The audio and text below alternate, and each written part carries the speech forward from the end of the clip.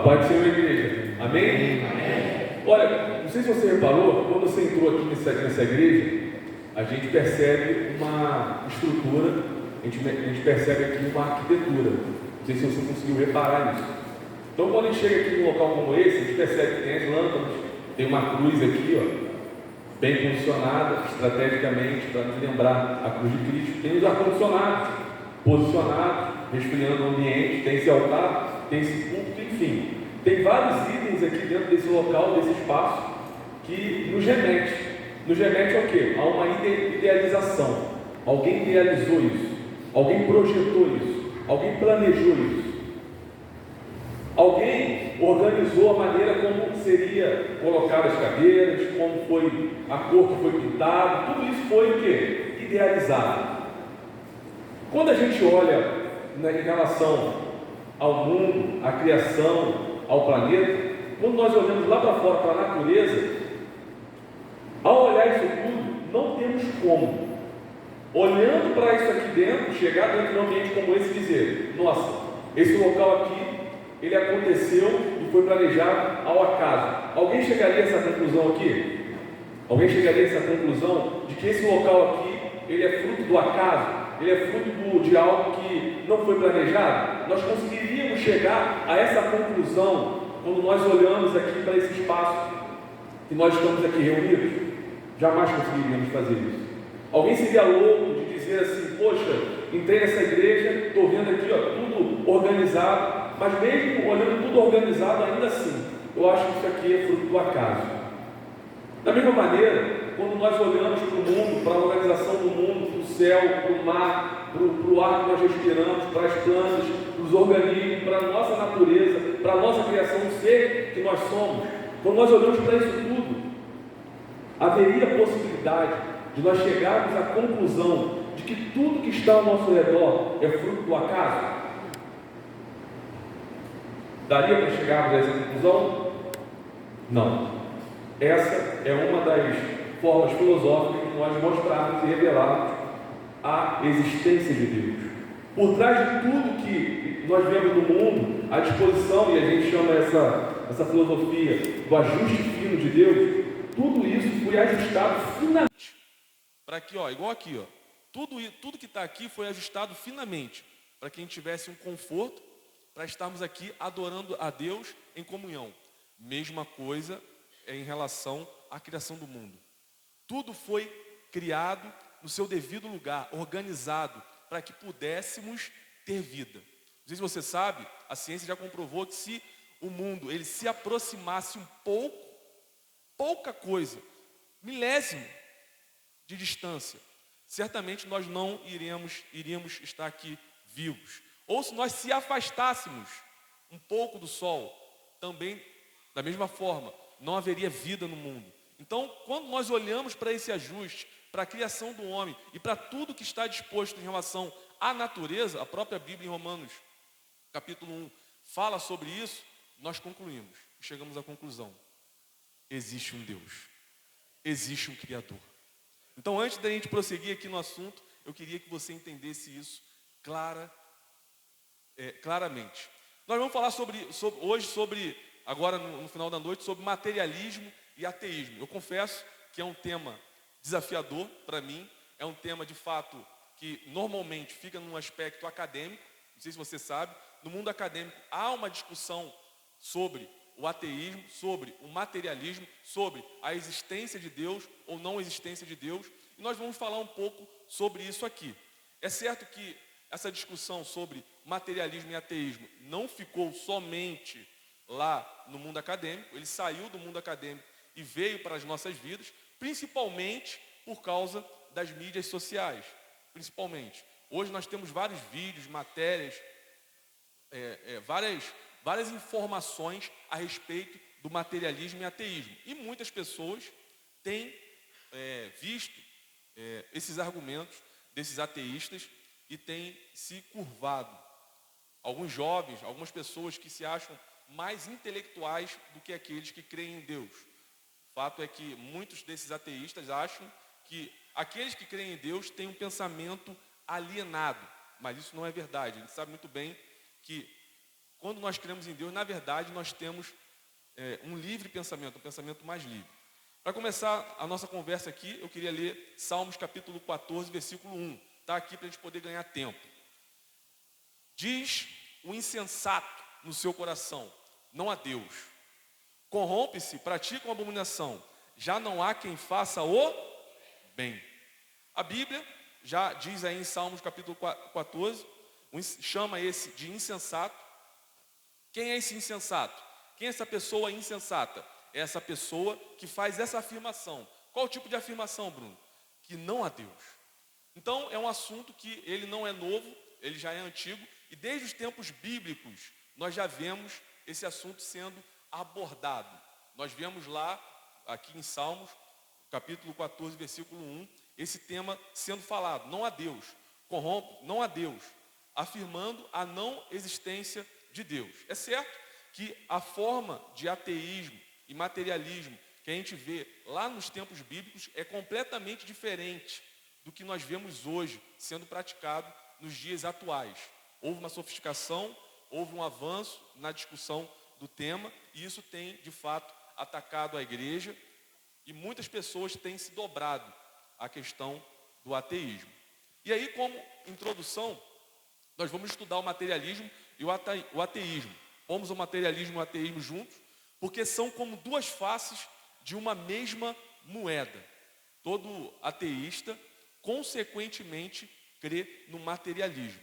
A gente vai falar um pouco a mais a definição do materialismo, a definição também de ateísmo, mas só para adiantar, porque normalmente quando você fala assim, materialismo, o que já vem à tua mente, à tua cabeça, automaticamente?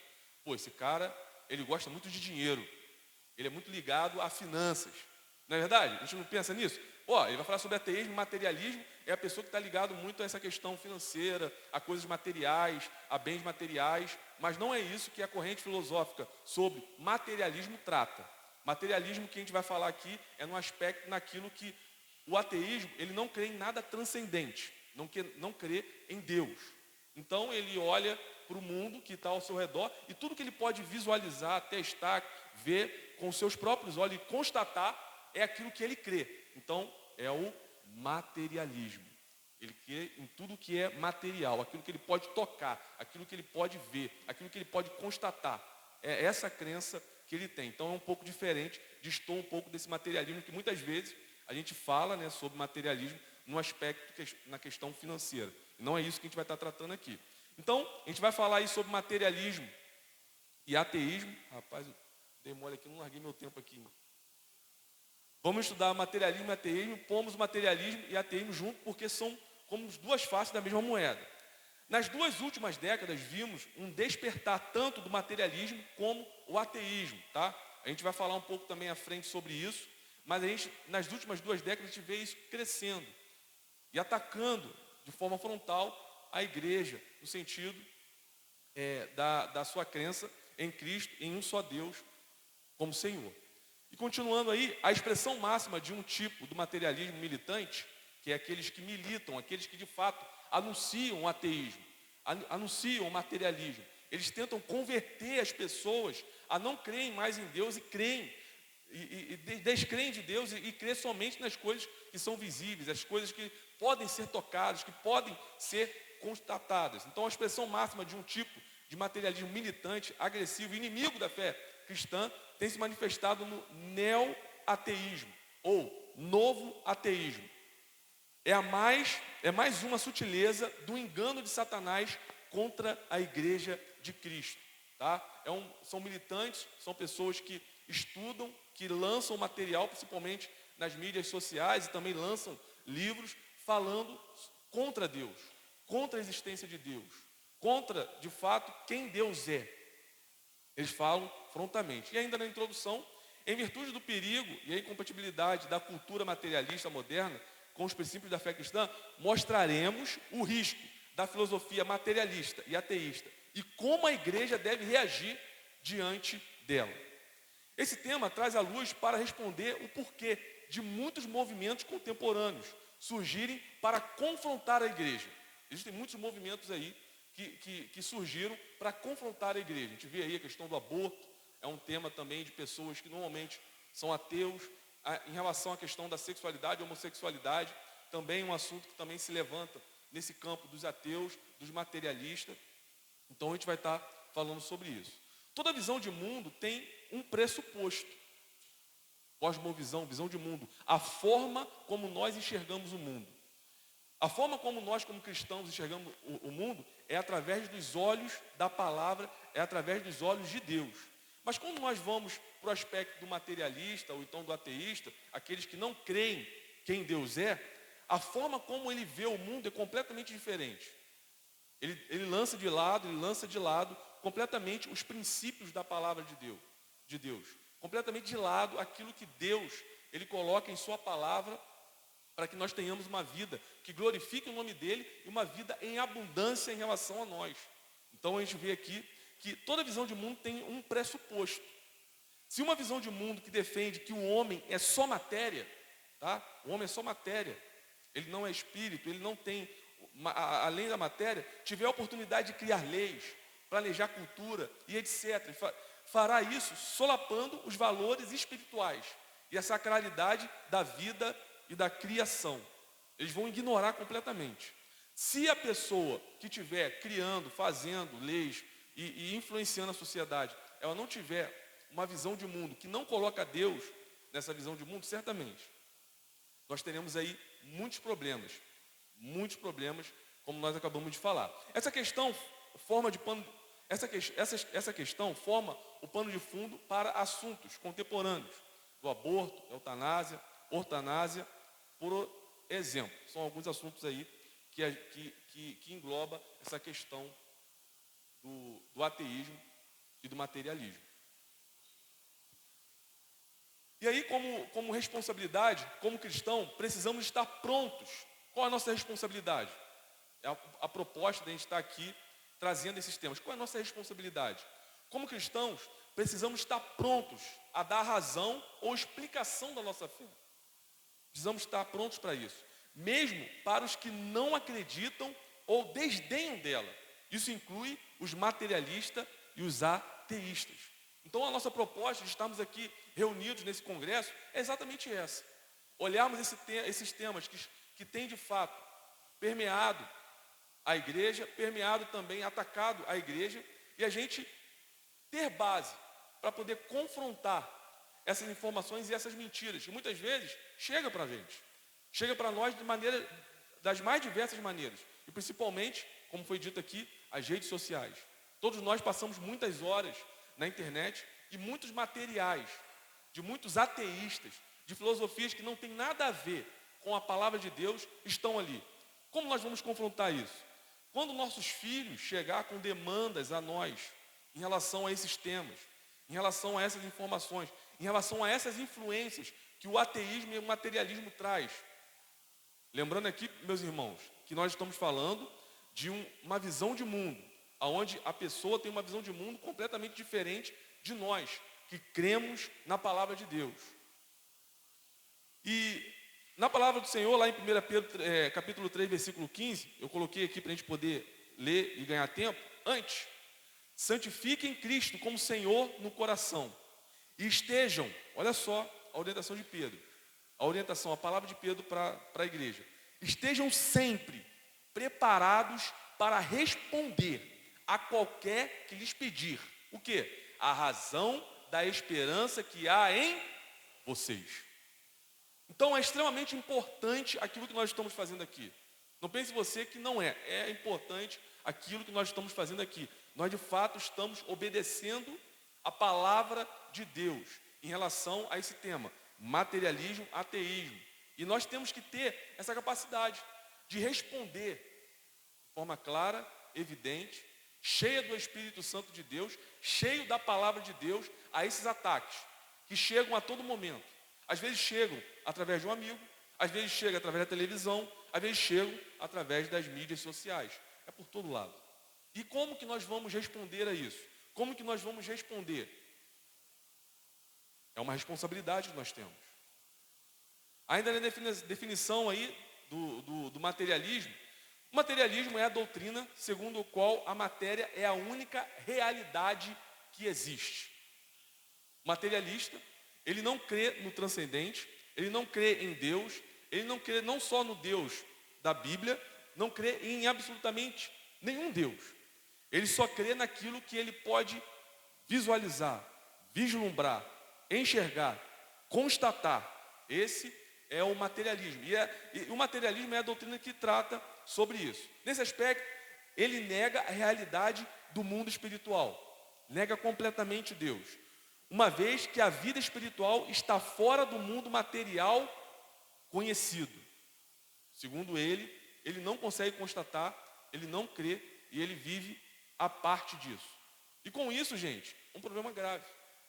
O materialista, ele ignora completamente os princípios cristãos.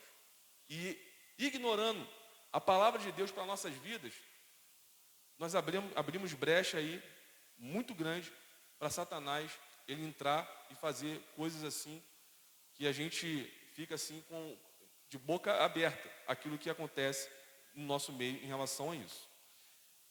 Ainda na definição do materialismo, os materialistas entendem que por não haver outra realidade além da material, a religião ela se torna o quê? Desnecessária. Completamente desnecessária. Não tem necessidade de religião, porque eu só creio naquilo que eu vejo. Eu não creio em algo que é transcendente. A religião e a palavra de Deus e a Bíblia e a nossa vida com Deus, ela nos leva à presença do Senhor. Já o materialista, pelo fato de crer só na matéria, ele acha isso completamente desnecessário. Isso porque, segundo eles, a religião existe em função de uma verdade revelada que se encontra fora do domínio da matéria. Dessa forma, o materialismo diz que os milagres se tornam não apenas desnecessários, mas impossíveis de existirem. Eles questionam completamente os milagres realizados por Jesus. É desnecessário, não existe, não tem como existir porque eles não creem que há algo transcendente. Eles não creem que existe um Deus. Então, se não existe Deus, não existe transcendente, não tem como haver milagre. Assim, a revelação divina, conforme exposta na Bíblia, é rejeitada como mera superstição e produto da imaginação o quê? Humana. Eles fazem essa afirmação, achando que tudo que nós vivemos e cremos é fruto da imaginação humana. Já a definição em relação ao ateísmo é a doutrina que nega a existência de Deus. Sobretudo, de um Deus pessoal conforme revelado na Bíblia. Porque existem vários deuses, a gente sabe, dizem que existem vários deuses, mas a gente sabe que só existe um Deus, só um Senhor. A gente só crê em um Deus e um Senhor. E eles ignoram, o ateísta, ele não crê em absolutamente nenhum Deus. Ele não crê que Deus existe. E principalmente, eles negam completamente o Deus da Bíblia. Eles focam, os ateístas, normalmente, eles focam o esforço deles, principalmente em atacar a fé cristã. Principalmente. As maiores discussões, os maiores argumentos, na academia, quando eles vão conversar, eles falam, normalmente o ataque deles recorre a quem? A fé cristã. Normalmente. E aí, nós vemos na Bíblia, em Gênesis capítulo 12, versículo 1 ao 3, que o Deus ao qual nós servimos é um Deus pessoal. É um Deus que se relaciona conosco. É um Deus que fala comigo e contigo. É um Deus que se revela a nós de forma o quê? Pessoal. E é exatamente contra isso que eles lutam. O ateísta, ele crê e ele luta. E aí diz aí, em Gênesis capítulo 12, versículo 1 e 3. Ora, disse o Senhor a Abraão, sai da tua terra, da tua parentela, da casa do teu pai, e vai para a terra que te mostrarei. De ti farei uma grande nação, e te abençoarei, e te engrandecerei o nome. Sê tu uma bênção. Abençoarei os que te abençoarem, e amaldiçoarei os que te amaldiçoarem. Em ti serão benditas todas as famílias da terra. A gente vê um Deus pessoal se relacionando com Abraão, e é um Deus pessoal que se relaciona conosco. Mas o ateísmo, ele abomina isso completamente, ele ataca isso completamente. Ainda na definição do ateísmo, é de fácil constatação que o ateísmo anda de mão dadas com o materialismo. O fato dele não crer em Deus, ele nega a existência de um Deus, e automaticamente, consequentemente, ele se obriga a crer na matéria, naquilo que ele pode constatar, naquilo que ele pode ver. De mão dada com materialismo. Ambos negam a realidade espiritual e afirmam matérias como a única, existente e possível. Conclusão: o materialismo e o ateísmo são consequências diretas, irmãos, direta do pecado e da cegueira espiritual idealizada pelo Deus desse século. É uma conclusão que a gente chega na lógica. Materialismo e ateísmo são consequências diretas do pecado. O homem, quando teve a queda do homem ali em Gênesis capítulo 3, a gente vê o homem caindo, se distanciando do Senhor. Consequentemente, a gente vê ali crescendo um número enorme de religiões e de outros deuses. A gente vê o homem se distanciando cada vez mais do Senhor. E a consequência do pecado, a consequência da negação de quem é Deus, é exatamente isso. Se revela nessas filosofias que são diretamente ligadas ao pecado e à cegueira completa espiritual dos homens e que é provocada e criada e patrocinada pelo Deus desse século. A gente tem alguns homens, alguns ateus mais influentes dos últimos 150 anos. São eles Freud, Marx e Nietzsche. Esses três ateus aí, eles são bastante influentes. Normalmente a gente estuda e ouve falar sobre eles. O Freud, neurologista alemão. O Marx, não botei filósofo, além dele ser filósofo, mas principalmente ele era um filósofo que atuava na esfera política. E o Nietzsche, que ele atuava diretamente ligado mesmo à filosofia, tá? Esses três homens, eles são altamente influentes até hoje. A gente vê aí, eles têm uma influência muito grande. Volta e meia a gente ouve falar sobre ele. Freud, Marx e Nietzsche são os ateus aí mais influentes dos últimos 150 anos.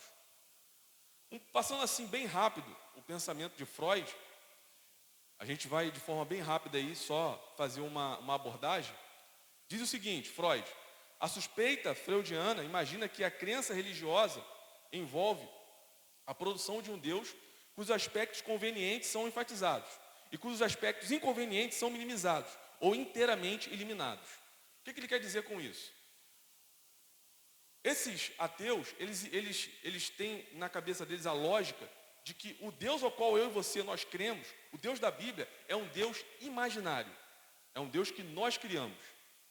E é um Deus que nós criamos justamente para situações e momentos convenientes. Quando é conveniente a gente crê e a gente chama e a gente fala com Deus. E quando não é conveniente, também a gente traz o pensamento e o relacionamento com Deus. Então, Freud, ele tem um pensamento nesse aspecto e ele tem essa ideia de que Deus é um fruto da imaginação do homem. Continuando, a gente tem o Marx, esse político. A maneira dominante pelo qual as ideias religiosas funcionam como ideologia é fazer a forma atual de exploração, seja de escravos, servos ou trabalhadores assalariados, para parecer divinamente ordenada. Dessa maneira, aliviando a consciência dos opressores. Já Marx, ele idealiza de que Deus, ele foi criado pela classe opressora, por aqueles que governam, por aqueles que conduzem a sociedade. Para que esses governantes, essas pessoas que têm poder na sociedade pudessem governar, e as pessoas que são governadas se sujeitassem a elas, o Marx ele tem um pensamento de que foi criado esse Deus para que pudesse atribuir a esse Deus o seguinte: Deus me criou para servir a eles, e os que são os opressores estão ali para oprimir, e a função deles é essa. Então, na política, Marx ele estabelece o pensamento de que Deus ele foi criado com esse propósito, achando que é um Deus imaginário. Esses homens são ateus, tá, gente? E aí, por último, esse pensador aí, esse filósofo, chamado Nietzsche, que como pensamento ele tem, a religião teística tem sua origem na revolta dos escravos. Isto é, ela é a ideologia dos escravos, e não como Marx entendia, primeiramente dos senhores. Marx entendia que Deus, ele foi criado para que os senhores pudessem dominar. Já Nietzsche não. Ele acredita que Deus foi criado pela sociedade, pela raça humana, para que os homens, os escravos, os servos, os que estão em classe inferiorizada, pudessem ter algum tipo de redentor. Ele crê que redentor, na sua imaginação, tá, gente? A gente não está falando de algo real, ele está falando de algo imaginário. E aí ele crê nisso e ele discorre toda a literatura dele em torno desse pensamento. E até hoje nós vemos influência desses ateus na sociedade e a gente vê até hoje. Esses ateus influenciaram novos ateus que estão hoje atuando e influenciando muito forte também na sociedade. Que inclusive lá no início eu falei sobre o quê? O novo ateísmo, o neo-ateísmo. Esses ateus aqui, esses que a gente falou agora, o Nietzsche, Marx e o Freud, eles eram pessoas que ficavam na dele, eles falavam sobre contra Deus, eles opinavam, falavam sua opinião contra Deus, mas já o novo ateísmo não. Esse novo ateísmo já é diferente. Eles são militantes. Militantes em que sentido? Eles produzem livros, eles produzem material, eles produzem vídeo, eles estão nas redes sociais, eles estão o tempo todo tentando de alguma maneira converter pessoas ao ateísmo. Já o Nietzsche, o Marx e o Freud já é uma outra situação. Eles influenciavam, escreviam, mas eles ficavam mais na questão filosófica mesmo. E aí, nesse novo ateísmo, a gente tem aí 4 nomes que são bastante fortes na atualidade, que é o Richard, Daniel Dennett, Sam, Christopher. E esse Christopher aí, ele já é falecido. Ele já faleceu há pouco tempo, mas deixou bastante material. E esses homens aí são é até chamado entre os acadêmicos os 4 cavaleiros do novo ateísmo, fazendo uma alusão lá aos cavaleiros lá do Apocalipse. E continuando, falando aí sobre um deles, o Dunks,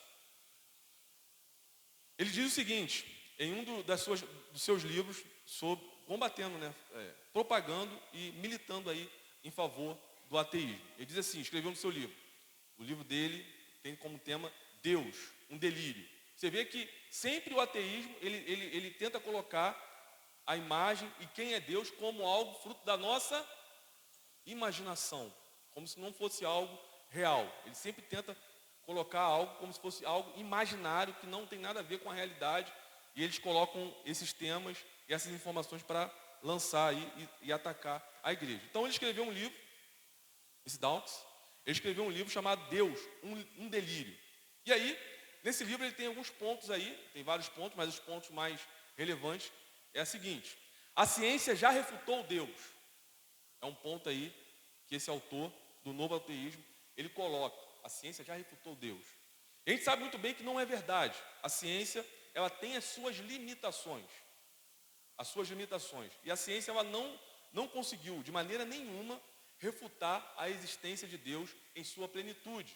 A ciência, ela trabalha com constatação. Ela olha, observa e constata. E dá o percentual de realidade ou não realidade. E ele diz que a ciência refutou Deus, a gente sabe muito bem que tem muitas coisas que a ciência ela não explica. Um exemplo, como a ciência não consegue explicar a alma, o pensamento. Como é que a ciência explica a alma e o pensamento do homem? O raciocínio, o sentimento. Não tem como a ciência explicar isso. A minha reação, o amor, como é que a ciência explica? O amor. Como é que a ciência explica isso? Não tem explicação para isso. Então, esse argumento dizendo que a ciência já refutou Deus é completamente mentiroso. A religião é responsável pelos males dos homens. Ele faz uma afirmação, isso daí é algo que é altamente divulgado, tá, gente? É altamente divulgado, dizendo que a religião é o motivo que proporciona o mal. Aí ele cita as cruzadas, ele cita aí a religião islâmica, que tira a vida de muitas pessoas, dizendo que é responsável pelos males. Mas a gente sabe muito bem que toda a sociedade do mundo antigo e do mundo atual, ela é estabelecida em cima do Evangelho, em cima da palavra de Deus. A gente sabe aí que as leis, todas elas, praticamente, foram tiradas aí de uma base, que normalmente é do caráter de Deus. A religião tem origem em um vírus da mente. Por quê? sei se você já ouviu falar, às vezes a gente fala aqui, olha, tem um lugar no seu interior, no seu ser, que só Deus ocupa. Quem já ouviu isso, diga amém. Não é verdade? Já ouviu isso? E aí, esse ateu, ele olhando para essa realidade, essa questão dessa afirmação, que é uma realidade, que é fato que todos nós temos, é uma situação, é uma verdade que é real, e a gente de fato tem algo dentro de nós que fala, poxa, eu preciso de Deus, e quando nós nos encontramos com Deus, nós de fato nos sentimos completos, para que, sem uma maneira de conseguir responder isso na altura, ele traz uma verdade. E qual a verdade? A verdade dele, na verdade. A religião tem uma origem de vírus da mente. Tipo assim, todos nós temos esse vírus. Qual o vírus? O vírus de uma necessidade de Deus. Vocês estão entendendo? Ele diz isso, faz afirmação isso. Só que é uma afirmação que ele faz sem ter como o quê? É uma teoria, porque ele não tem como comprovar isso. Como é que ele vai comprovar que é um vírus que está dentro de nós e que a gente tem necessidade de Deus? Então, o argumento dele é completamente falho, combatido, mas infelizmente é um ataque à igreja, é um ataque à fé, e muitas pessoas discorrem e acham que têm um pensamento mais elevado devido a ouvir homens como esse. Agora, partindo para a parte final aí. Não sei nem como é que está meu tempo. Bom. Tá ótimo então. Respondendo ao materialismo e ao ateísmo. Respondendo ao materialismo e ao ateísmo. É na Bíblia que encontramos as verdades sobre Deus de uma forma precisa e sem erros. É na Bíblia, irmão. A Bíblia não é um livro científico. Ela não é um livro científico. Ela não é um livro que foi escrito com um propósito científico. Não foi escrito com científico. A Bíblia é um livro que foi escrito com um propósito de falar a mim e a você os propósitos da vida. Todo propósito para nós, para mim e para você, a Bíblia, ela tem clareza e ela explica com clareza para mim e para você.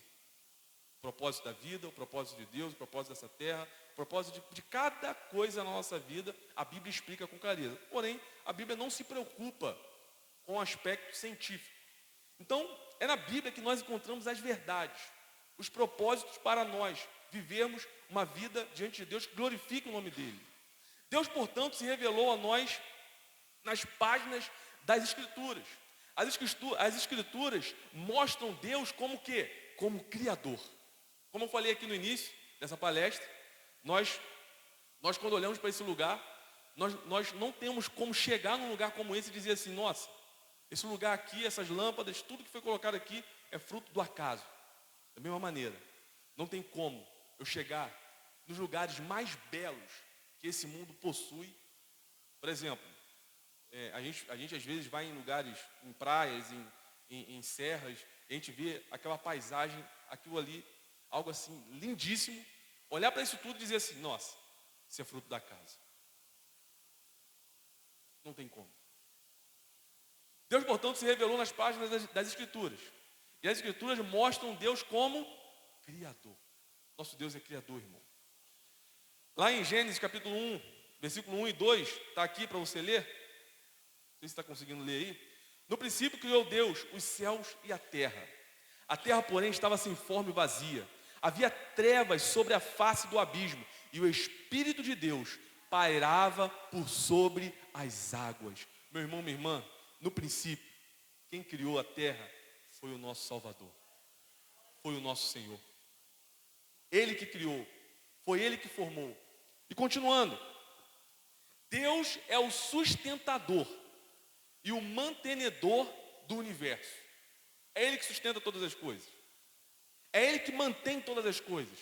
É Ele que mantém vida em nós. O fôlego de vida em nós, é Ele que mantém. O dia que Ele falar, basta, será a hora do meu último suspiro. Acabou. É Ele que mantém. Ele que é o resplendor da glória e a expressão exata do seu ser. Olha só, esse texto em Hebreus 1:13. Leia comigo. É Ele que é o resplendor.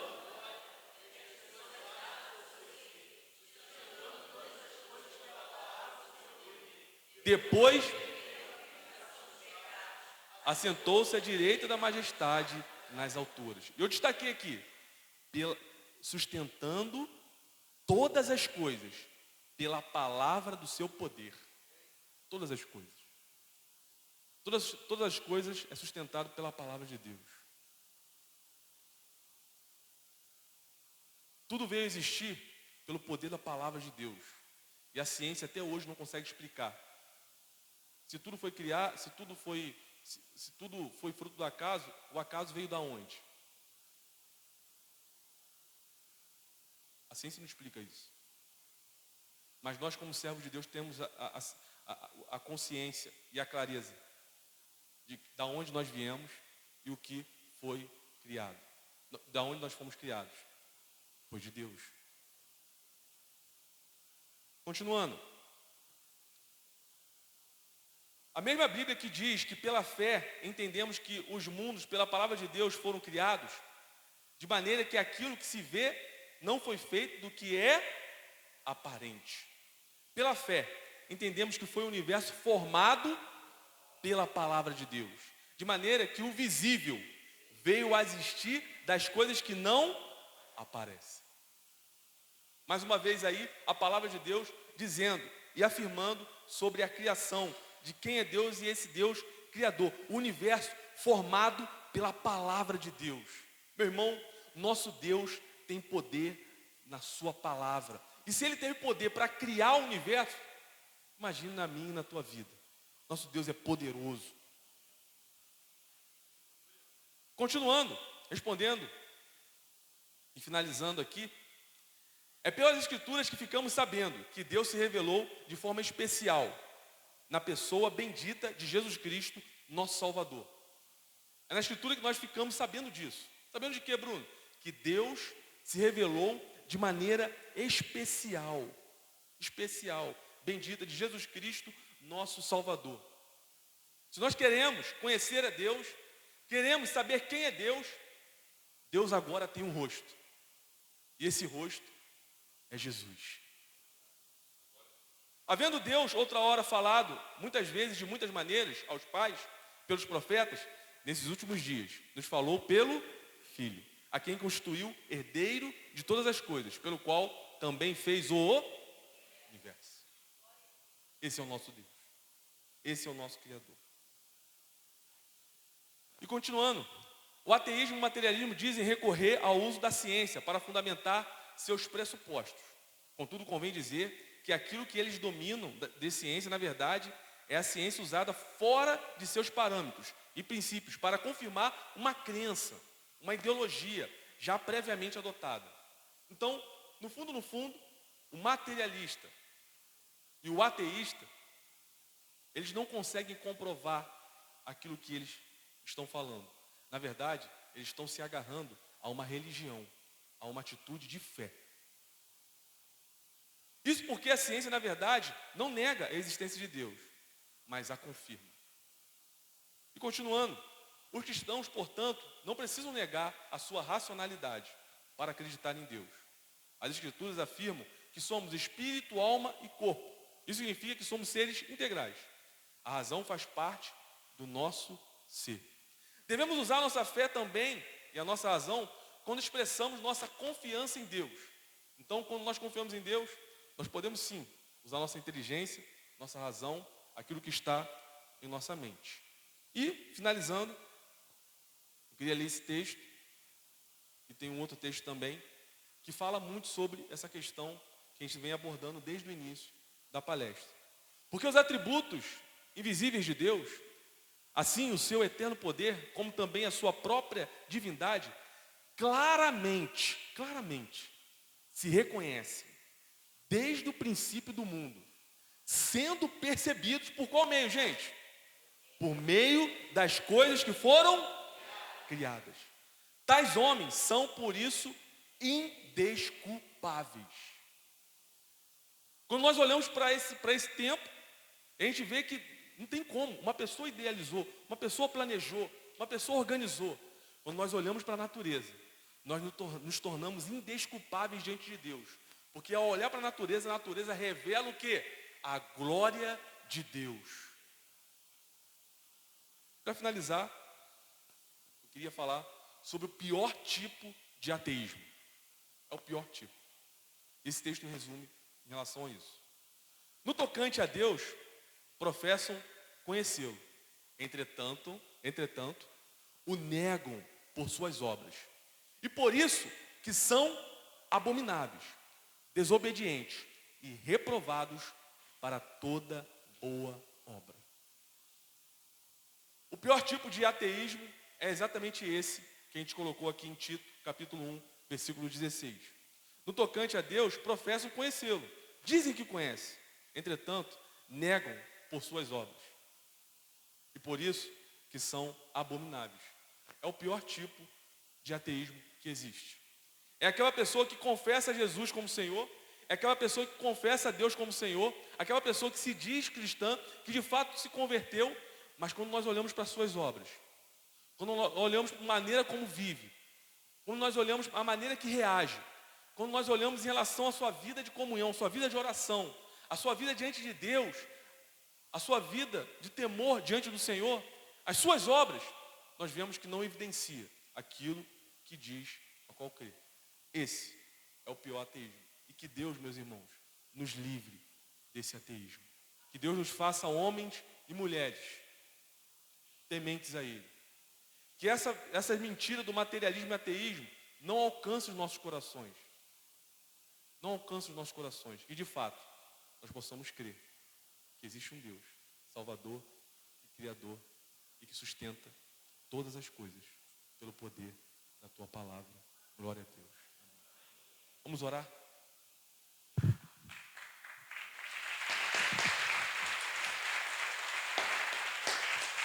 Pode ficar de pé? Senhor, em nome de Jesus, obrigado, Senhor, por esse momento ímpar que o Senhor está permitindo nós estarmos aqui, ouvindo da Tua palavra e combatendo, Senhor, essas mentiras, ó Pai. Essas mentiras que muitas vezes é propagada por homens, Senhor, por homens que não querem que o Teu Evangelho se propague, que não conhecem o Senhor, que não sabem quem o Senhor é. E nós oramos por eles, pedimos que o Senhor os converta, os toque, os abençoe, tire, Senhor, essa cegueira dos olhos dele. E nós oramos, Senhor, pela Tua igreja. Guarda meu irmão, Senhor, guarda minha irmã, que assim como Pedro disse, que nós possamos ter a capacidade de defender a razão da nossa esperança, a razão da nossa fé, que nós possamos ter, Senhor, essa capacidade na Tua palavra, de revelar a esse mundo o Teu amor, quem Tu és, e que Teu Espírito Santo, Senhor, que nos convence do pecado, possa fluir de nós, para abençoarmos vidas. Nós oramos, Senhor, e Te agradecemos por esse momento, em nome de Jesus, amém e amém, glória a Deus.